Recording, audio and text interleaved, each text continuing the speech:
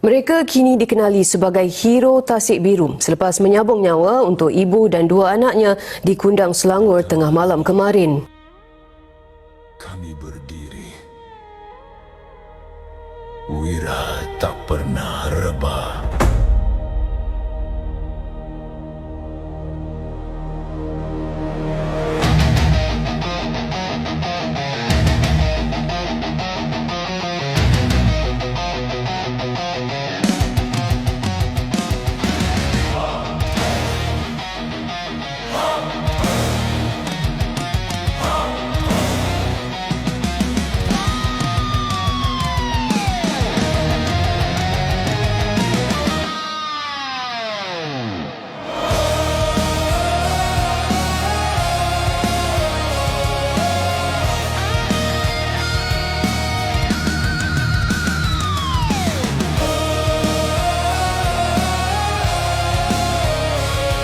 Dia ada satu dalam hati kita ni Allah gerakkan kepentingan orang lain tu melebihi dari kepentingan kita.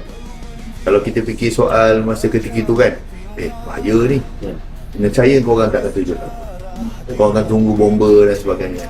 Tapi bila korang terjun tu, itu yang buatkan bukan kita orang ni tau, tapi satu Malaysia ni terasa lah bahawa sebenarnya ada lagi nilai kemanusiaan dalam orang budak-budak muda kita ni.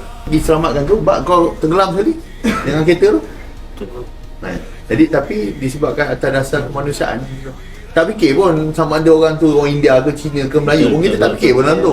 Sebab tu kita ni bantu kita lah orang Melayu. Kita ni kalau nak bantu kita tak fikir bangsa apa tu. Kita fikir nyawa dia. Baru kita bantu.